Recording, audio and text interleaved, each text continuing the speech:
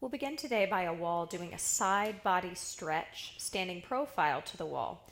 So what I'd like you to do is we'll start with the right side of our body by the wall, so you'll have a good profile view of me and a front view. Feet hip distance apart. I'm going to cross my left leg behind my right, bend both knees, tuck my booty under like a scared puppy and drive my hips forward. Arms go overhead. Since my right leg is in front, my right hand is going to grab my left wrist and I'm going to bend towards the wall. You may be able to take that left arm onto the wall and really arch your upper back with the support of the hand on the wall. Bend your knees, really bend those knees. Tuck the booty under and drive the pelvis forward. Notice if the hips are twisting or you're sitting into one more than the other. See if you can get those hips even by lifting up way below the belly button on the muscles that stop your stream of pee. Breathe with me here. Inhale 2, 3, 4, and exhale 2, 3, 4. Keep breathing like that. Soften the space between the chin and the chest. The chin needs to lift a little. It can go down on the diagonal or up on the diagonal or stay centered between the shoulders. Plug the shoulders down. Pull the shoulder blades together. Brace your abs as you recenter the body. Let's turn around. Now the left side of the body is by the wall. We cross our right leg behind our left, bend the knees, tuck the booty under like a scared puppy and push the pelvis forward. Arms go overhead. The arm closest to the wall, the left hand grabs the right wrist and we bend towards the wall. If that right hand touches the wall, great. If not, that's also fine. It's there just in case you lose your balance. Bend your knees. That will also help. Tuck the booty, push the hips forward, soften the sternum, that space between the chin and the chest. Actively try to pull the shoulder blades together. Widen the collarbone. Think a football player with shoulder pads on. Get wide, wide, wide without pushing the front ribs out. See if you can soften them in. Breathe here. Inhale 2, 3, 4, and exhale 2, 3, 4. Inhale 2, 3, 4. Exhale 2, 3, 4. Inhale 2, 3, 4. Exhale 2, 3, 4. Inhale 2, 3, 4. Brace your abs, recenter the body.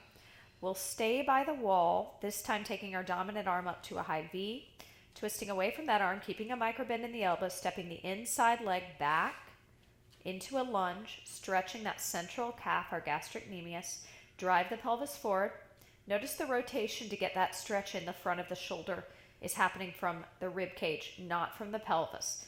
So we've got this regular lunge with the pelvis square in the direction that front leg's facing. That front foot, you're not rolling in or out. You're not bringing that knee beyond the toes. The knee's tracking right over the second and third metatarsals. You're lifting up way below the belly button on the muscles that stop your stream of pee.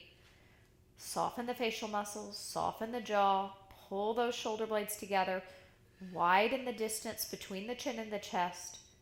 Inhale, breathe with me, and exhale, 2, 3, 4. Inhale, 2, 3, 4, and exhale, 2, 3, 4. Inhale, 2, 3, 4. Exhale, 2, 3, 4. Last breath here. Inhale, 2, 3, 4. Brace your abs. Let's slowly move through center, facing the wall to the other side, bringing our non-dominant arm into the V, micro bend in the elbow, twist the torso away, step the inside leg back into your lunge. Back leg can be semi-straight, but you want to make the stance wide enough that you're feeling a stretch in your central calf muscle. So you don't want that back foot solidly planted. The heel should be popped up because the stance is long enough. That front leg can be at a nice right angle. Watch out for the knee tracking beyond your toes. Don't look down because that's going to cause strain in the back of the neck. So lift your chin up. Involve those underactive neck flexors. Soften your gaze. Relax your mind. You've gotten a great workout in and now you're stretching, post-cycling. Keep breathing. Inhale, 2, 3, 4. Exhale, 2, 3, 4. Inhale, 2, 3, 4. Brace your abs. Exhale, slowly turn towards the wall. You'll need either a pillow or you can grab a towel and roll it up. I'll do that. You're going to come to a side lying position. You're going to stretch Your bottom arm out long, place the pillow on the bicep, the upper arm, and then rest the side of the head on it. Bend your knees into a fetal position. Watch out for rounding the pelvis under when you come into the fetal position. Once you're in the fetal position, tip your pelvis back, creating some extension. You're going to take your top arm and you're going to grab your top leg's ankle, dorsiflexing the toes, and I'll just show that real quick. Dorsiflexion of the foot looks like this. Grab the ankle and without lifting the knee up or pointing it down, keeping the thigh completely parallel to the floor, start to drive that thigh back. The bottom leg can bend in even more. Just make sure you're not rounding and putting pressure on the back. So tip your pelvis back, back, back. Side lying quadriceps stretch. Keep breathing with me, driving the thigh back while keeping some extension in the pelvis. So tipping the pelvis back towards the wall behind you, lifting up way below the belly button on the muscles that stop your stream of pee. A couple more breaths here. Inhale, 2, 3, 4, and exhale, 2, 3, 4. Inhale, 2, 3, 4. Exhale, 2, 3, 4. One more breath here. Inhale, 2, 3, 4, and exhale, 2, 3, 4. Slowly release that, and we'll spin around to the other side.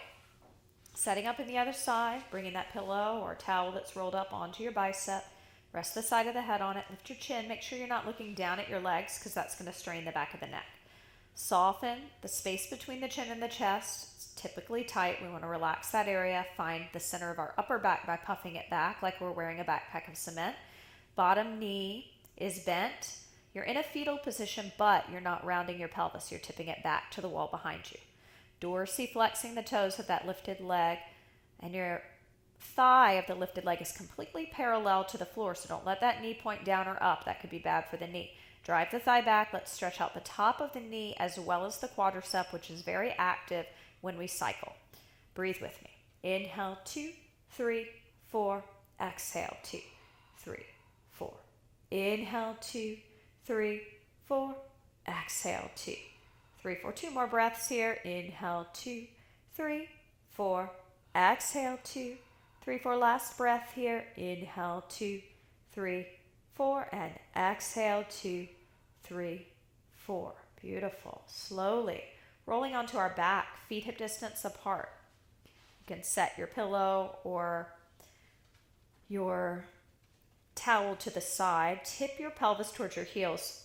I'm going to slide my left hand under to show you there should be enough space for one hand under the low back. So this is extension, tipping our pelvis. So see if you can tip it to where two hands could fit under. So that's deep extension. And now tuck the pelvis so you have to slide your hand out because the low back is flat against the floor. That is flexion. So without any hands under the low back, now I want you to lift your abs from way below the belly button and guide your pelvis down, imagining from the belly button a marble rolling down towards the groin as you tip and create the big mouse hole between the low back and the floor. And then imagine tipping back and tucking and flattening. That marble rolls back from the groin to the belly button as you flatten the low back into the floor. So we tip, 2, 3, 4, and we tuck, 2, 3, 4. And you don't lift your hips up to do these pelvic tilts. This is great for releasing the low back, which can get tight and stiff. It already is due to your posture, and you can have chronic back pain with flat back posture. So we really want to make sure we work on some extension, arching, and then tucking and finding that flexibility.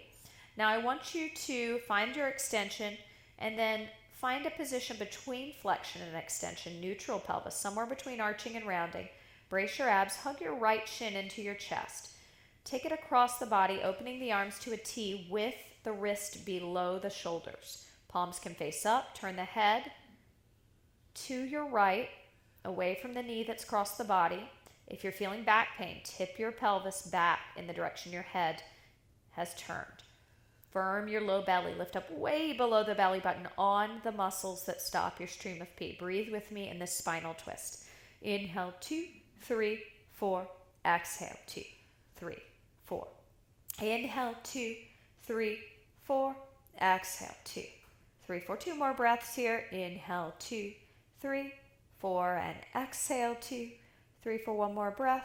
Inhale, 2, 3, 4, brace your abs, move yourself through center, slide that right leg out long, dorsiflex the left toes, bring that left shin in, tip your pelvis towards that extended leg, find that arch in the back, pull the low belly in, cross that left leg, turn the head to your left, arms are slightly below the shoulders, palms up, shoulders plugged down, soften the space between the chin and the chest, keep your focus of your eyes up higher than eye level, don't look down. Breathe with me here. Inhale, think of something you're grateful for, and exhale, think or say that something. Exhale, 2, 3, 4. Inhale, I'm grateful for, and exhale, 2, 3, 4. I am grateful for. Exhale, 2, 3, 4. Make sure the low belly's in. You're lifting up way below the belly button on the muscles that stop your stream of pee. Next exhale, brace your abs. Slowly bring yourself back to center. Plant both feet on the ground. Tip your pelvis towards your heels.